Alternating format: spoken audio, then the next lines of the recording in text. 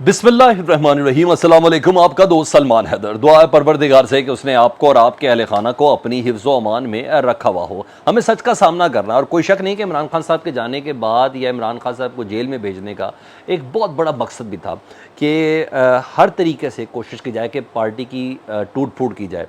इमरान खान साहब के जाने के बाद तो वैसे भी लीडरशिप नहीं होगी, और शाह महमूद कुरैशी साहब भी अंदर ही हैं। तो जो तोड़ फोड़, कन्फ्यूजन, क्यास, शकूक व शुबात जो पार्टी के अंदर पैदा करने थे, उसका सिलसिला शुरू हुआ। और मुझे तो लग रहा है कि कुछ कामयाबी भी मिली है जिन्होंने ये सारे किरदार अदा किए हैं। वकील हैं जी इमरान खान साहब की कानूनी टीम के जी शेर अफजल मरवत साहब। उन्होंने पार्टी के हालिया में दीगर लोगों के साथ जो तर्जुमान बने हैं, शुएब शाहीन साहब सुप्रीम कोर्ट के वकील भी हैं, और उन्होंने कहा है कि पार्टी में वाहिद गद्दार जो है ना वो शुएब शाहीन साहब हैं, और बड़ा ज़बरदस्त एलिगेशन लगाया, बहुत बड़ा एलिगेशन लगाया। अच्छा, कुछ अर्सा पहले भी आपको याद हो शेर अफजल मरवत ने एक लंबा सा ट्वीट किया था, और उस ट्वीट में भी उन्होंने कहा था कि पार्टी में एक ऐसा गद्दार है जो लीगल टीम की जो मीटिंग्स है वो ओपोनेंट्स की तरफ यानी हुकूमत यानी पीडीएम के तक पहुंचा देती है, और फिर उसके बाद हमारी सारी प्लानिंग, हमारी सारी स्ट्रेटजी आगे लीक हो जाती है। तो उस वक्त खैर बाकायदा तौर पर इस ट्वीट को डिलीट भी किया गया, और उन्होंने ये भी कहा था कि मेरी जान को भी ख़तरा उस शख्स की वजह से, ये सब बातें की गई थी। और यानी वो ये कह रहे थे कि पार्टी के अंदर एक बंदा प्लांट किया गया है पीडीएम की तरफ से या इदारों की तरफ से, वो ये कह रहे थे, जो अंदर की बातें लीक करता। मैंने कहा उस वक्त वो ट्वीट को डिलीट किया गया, मगर रात को दोबारा उन्होंने ये ट्वीट किया, और इस बारी जो कहा है, और उस पर बहुत संगीन इल्ज़ामात लगाए हैं। और मुझे लगता है कि ये मैं आपको इस कॉपी पेस्ट ही कर दूँ तो सबसे ज़्यादा मुनासिब पढ़ के बता दूँ। वो कहते हैं जी शेर अफजल मरवत साहब के शुएब शाहीन एडवोकेट पीटीआई की कानूनी टीम में वाहिद गद्दार हैं। मैंने पीटीआई की कानूनी टीम के गद्दारों के बारे में ट्वीट किया था, जिसे मैंने कोर कमेटी के सीनियर्स के मशवरों के बाद डिलीट कर दिया था। मैं वाज़ेह अल्फाज में ऐलान कर रहा हूँ कि पाकिस्तान तहरीक इंसाफ की कानूनी टीम में वाहिद गद्दार शुएब शाहीन एडवोकेट हैं। वो अप्रैल 2023 के आखिरी हफ्ते में पुरअसरार तौर पर उभरा, और इसे बनी गाला में कानूनी कमेटी के इजलास में देखकर मैं हैरान रह गया। इससे पहले वो कभी भी ILF इंसाफ लॉयर्स फेडरेशन, जी हाँ, फोर्स या पाकिस्तान तहरीक इंसाफ का वो हिस्सा नहीं रहे थे, और बनी गाला तक उनकी रसाई इस बात की अक्कासी करती है कि उन्हें हमारी सफ़ों में कुछ लोगों की पुष्टपनाही हासिल है। शुएब शाहीन सर्विस ट्रिब्यूनल से मुतल्लिक मुकदमात निपटाते हैं, और उन्हें फ़ौजदारी कानून की ABC भी नहीं आती। खान साहब के ख़िलाफ़ दर्ज एक भी फ़ौजदारी मुकदमे में ना वो वकील होए, इसके बावजूद इसने खान का वकील ज़ाहिर करना शुरू कर दिया, जो कि एक फ्रॉड है। हमारी पार्टी के ताकतवर खुफिया क़ुव्वतों ने उनकी हमायत की। जब PTI की तमाम क़यादत इलेक्ट्रॉनिक मीडिया पर ब्लैक लिस्ट हो चुकी थी, उस वक्त वो वाहिद शख्स था जिसे नहीं रोका गया और ना ही ब्लैक लिस्ट किया गया। मुलाजमत और ख़िदमात के मामले के वकील होने की वजह से वो खान की कानूनी टीम में गैर मुतल्लिक थे, लेकिन PTI में 2 अफराद के पुष्ट पर होने की वजह से वो कानूनी टीम की तकरीबन हर मीटिंग में पहुंच जाते। जल्द ही मैंने महसूस किया कि हमारी कानूनी हिकमत अमली रियासत के वकला में पहले से मौजूद होती है। रियासत के वकला के इल्म में पहले से होती है, यानी जो हम पाकिस्तान तहरीक इंसाफ के वकला जो मीटिंग करते हैं ना, तो जो रियासत के वकला हैं यानी PDM के वकला हैं या हुकूमती जो वकला हैं, उनके पास पहले ही हमारी स्ट्रेटजी पहुंच जाती है। यानी गद्दार कह रहे हैं सीधा सीधा। अच्छा जी, वो उन तक पहुंच जाती है। बाज़ औक़ात इससे हमारी मालूमात महकमा ज़राअत को भी लीक हुई। महकमा ज़राअत से मुराद वो इस्टेब्लिशमेंट कह रहे हैं, फ़ौज कह रहे हैं जी, वो उनको भी लीक हुई, और एक मौके पर इसने मेरी जान भी ख़तरे में डाल दी। इसने मुझे अपनी शनाख्त ज़ाहिर करने पर मजबूर किया, लेकिन PTI के 2 ज़िम्मेदार अहदेदारों की मदाखलत पर मैंने वक्ती तौर पर यह ख्याल तर्क कर दिया। साल 2023 से पहले वो हमेशा एजेंसियों में अपने ताल्लुकात पर फ़ख्र करता था, और ये इस्लामाबाद के बारे में आम मालूमात की बात है कि इनके एजेंसियों के साथ ताल्लुकात हैं, सब लोग जानते हैं। मैं उनके पीछे हूँ, और इससे कुछ और गद्दारों के साथ मिलकर मेरे ख़िलाफ़ साजिशें शुरू कर दी हैं। मैं चैलेंज करता हूँ कि इसने एक भी फ़ौजदारी मुकदमे में खान साहब की नुमाइंदगी नहीं की, फिर भी वो बेशर्मी से इस शख्स ने हमारी कानूनी जंग में हमें बहुत ज़्यादा नुकसान पहुँचाया है। मैं जानता हूँ कि ये ट्वीट इसके सहूलतकारों और साथियों को तहरीक इंसाफ में मेरी पोजीशन को कमज़ोर करने की तरगीब देगा, और अपने खुफिया दोस्तों के ज़रिए मुझे निशाना बना सकता है। ठीक है जी, मैंने कोई तबसरा नहीं करना इस पर, मैं सिर्फ आपको ये ख़त सुना रहा हूँ, ये ट्वीट सुना रहा हूँ। लेकिन ये मैं मुक़द्दस फरीज़ा समझता हूँ, पीटीआई के तमाम कारकुनों को इस घटिया चेहरे से आगाह करूँ।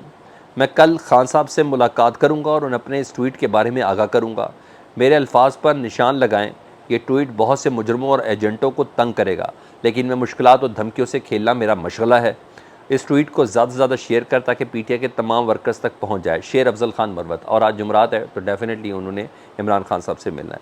मैं ये नहीं कहता कि इल्ज़ामात सही है या गलत है, लेकिन मुझे लगता है इससे पार्टी को नुकसान पहुँचा है। शेर अफजल मरवत को इसमें विद इन पार्टी बात करनी चाहिए थी, इमरान खान साहब से बात करनी चाहिए थी। बात करने के बाद, ट्वीट करने के बाद इमरान खान साहब से बात करने का क्या फ़ायदा? और इससे सिर्फ और सिर्फ बिगाड़ आएगा, कारकुन तकसीम होंगे। मुझे इसके अलावा नहीं लगता। अब पता चला कि इमरान खान साहब को अंदर रखने के और क्या क्या मकासद थे पाकिस्तान तहरीक इंसाफ की तरफ से। मैं वोटर्स के टूटने की बात नहीं कर रहा, मैं कोर कमेटी के टूटने की बात कर रहा हूँ। तो ये चीज़ है। शुएब शाहीन ने जवाब दिया उसका।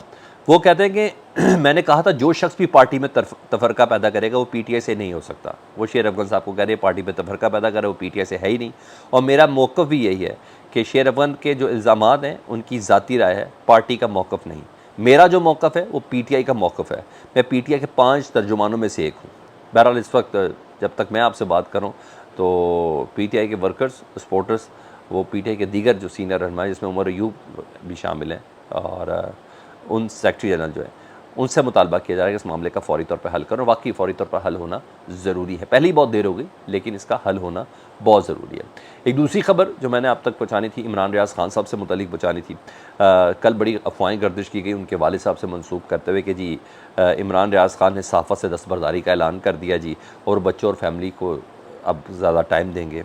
उसकी तरदीद आई है जी आज। और वो लोग, चंद लोग जो कल रात को मिले थे, वो कह रहे हैं उन्होंने मुकम्मल तरदीद की इमरान रियाज़ खान से। बल्कि इमरान रियाज़ खान कहता है कि अब वक्त आया है, अब तो असल वक्त शुरू हुआ। तो मेरा ख्याल है कि इस तरह की बातें करके इमरान रियाज़ को या उसको भी तकलीफ़ में ना ही डालें तो बेहतर है। मेरा भी मानना ये है कि इमरान रियाज़ खान को इस वक्त अपनी रिकवरी करनी है। और जो 20-22 किलो जो उन्होंने वज़न खोया है और जो जहनी टॉर्चर उन्होंने जो अफोर्ड किया है, मेरा ख्याल है उनका उसमें रिकवर करना बहुत ज़रूरी है। ज़िंदगी के साथ ही सब कुछ है। आपकी जान है तो आप सब कुछ कर सकते हैं। आप आवाज़ भी बुलंद कर सकते हैं, आप कोई भी काम कर सकते हैं। सबसे पहले आपकी ज़िंदगी, तो पहले उस तरह ज़िंदगी का ख्याल कर लें, नहीं तो बड़ी बड़ी दुनिया के लोग चले गए। तो मेरा ख्याल है कि अभी इमरान रियाज़ खान को ना किसी किस्म का पुश करना चाहिए, सिर्फ़ और सिर्फ उनकी इसकी रिकवरी बहुत ज़रूरी है। हमें सेहत सलामती वाला ताकतवर इमरान रियाज़ खान चाहिए। ठीक है, तो ये ख़बरें थी, तो ना मैंने इस पर यकीन किया। मैं कहा मगर मैं आपको ये बता दूं कि मैसेज आ गया है कि नहीं, ऐसी कोई बात नहीं है। अभी मजबूत होने के लिए थोड़ा सा वक्त लगा, तो थोड़ी रिकवरी ज़रूरी है। 4.5 महीने, जी हाँ 4.5 महीने बड़े होते हैं। तो ये था। काजी फाइज़ साहब का भी इम्तिहान एक के बाद एक शुरू हो रहा है। और ये एक नया इम्तिहान, एक पटिशन दायर हुई है जी सुप्रीम कोर्ट में, आर्मी चीफ़ और फ़ौज के किरदार के तयन के हवाले से। और आइनी दरख्वास्त है ये, सुप्रीम कोर्ट में दायर हुई कि आर्मी चीफ़ का और फ़ौज का क्या किरदार होना चाहिए पाकिस्तान की सियासत में। मुमलिकत में वज़ीर-ए-आज़म और army chief general Asim Munir को फ़रीक बनाया गया है कि तयन किया जाए कि फ़ौज और आर्मी सियासत में क्या किरदार अदा कर रही है।